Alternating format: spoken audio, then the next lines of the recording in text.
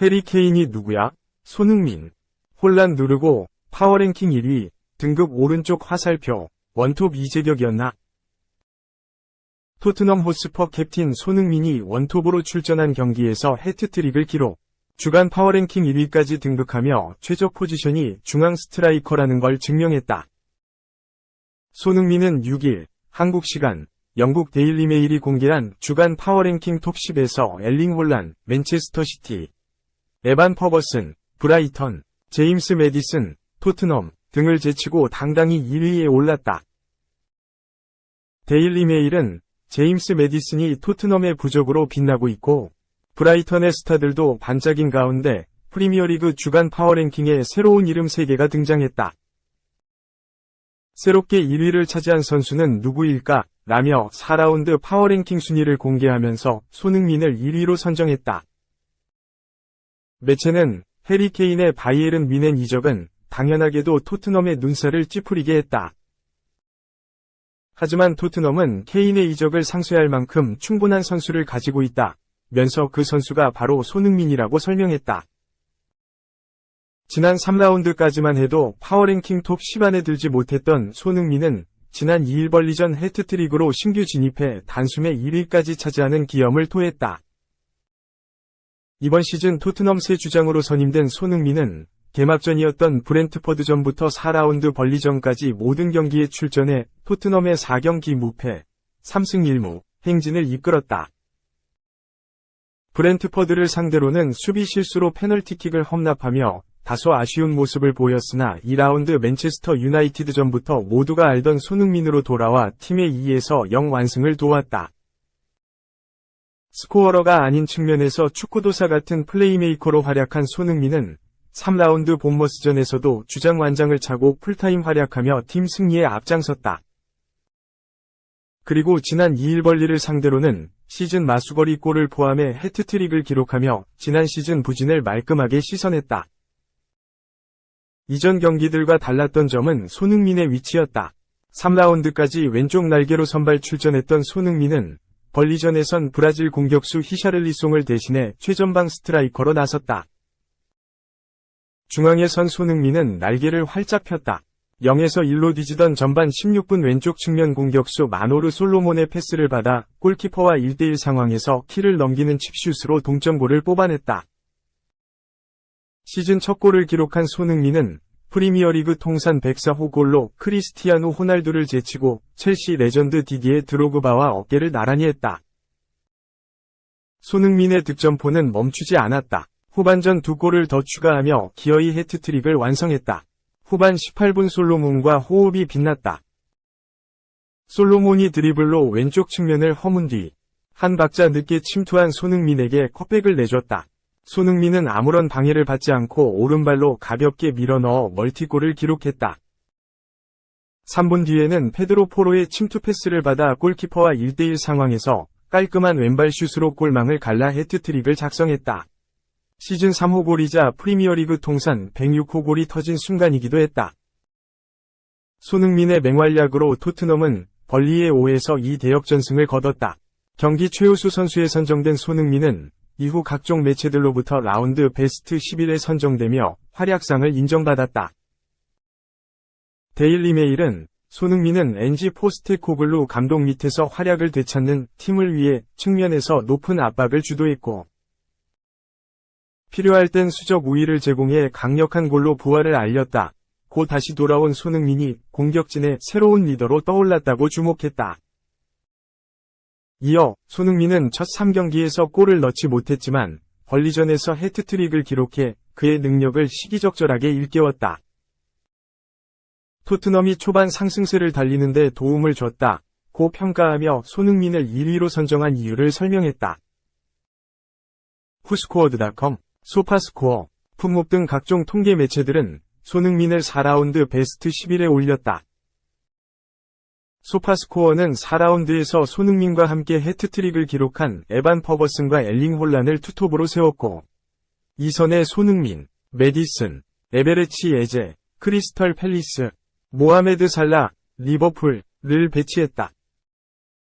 후스코워드닷컴은 3-4의 3포메이션에서 공격진 3자리의 퍼거슨, 홀란, 손흥민을 넣었다. 영국 BBC도 손흥민을 홀란, 퍼거슨과 함께 3톱으로 배치했다. 프리미어리그 레전드 중 한 명이자 역대 최다골 기록을 가지고 있는 앨런 시어러도 3-4의 3포메이션의 공격진 3명을 손흥민과 퍼거슨, 홀란으로 선정했다. 토트넘은 이번 여름 구단 레전드 해리 케인을 바이에른 뮌헨으로 떠나보냈다. 한평생 토트넘에 충성했던 케인은 우승컵을 들기 위해 우승 가능성이 훨씬 더 높은 뮌헨으로 향했다. 구단 역대 최다 득점 기록을 보유한 케인이 빠지게 되면서 토트넘은 그 대체자를 찾아야 하는 상황에 놓였다. 케인이 떠나기 전 아르헨티나 신성 알레오 벨리스를 영입하긴 했지만 즉시 전력감으로 데려온 선수는 아니었다. 이후 마노르 솔로몬, 브레넌 존슨 등을 영입한 토트넘은 이적 시장이 끝날 때까지 중앙 공격수를 영입하지 않았다. 히샤를리송을 믿고 가겠다는 의도였다. 하지만 히샤를리송은 기대에 부응하지 못했다. 리그컵에서 한 골을 넣었으나 리그에서는 3경기에 출전해 득점을 기록하지 못했다. 골을 기록한 리그컵 경기에서도 경기력은 좋지 않았다. 포스테코글루 감독은 히샤를리송에게 공을 너무 자주 잃어버렸다 라면서 부진한 경기력을 콕 집어 지적했다. 결국 벌리전에서는 손흥민에게 선발 자리를 내줬고 후반 교체 투입된 후에도 별다른 활약을 보여주지 못했다. 엔지 포스테코글루 감독은 손흥민의 존재가 케인 대체자를 데려오지 않은 정확한 이유는 아니지만 그중 하나이긴 하다면서 이 팀에는 정말 훌륭한 선수들이 있다. 모든 선수들은 이 팀이 필요로 하는 방식으로 뛸 수 있는 능력을 가지고 있다. 특히 손흥민은 중앙이든 측면이든 어느 곳에서든 뛸 수 있다. 우리의 플레이 방식에서 손흥민은 이상적인 선수라고 손흥민이 원톱으로 가장 잘 맞는 선수라고 극찬했다. 영국 풋볼 런던도 히샤를리송이 벤치에 앉게 될 수밖에 없을 거라고 전망했다.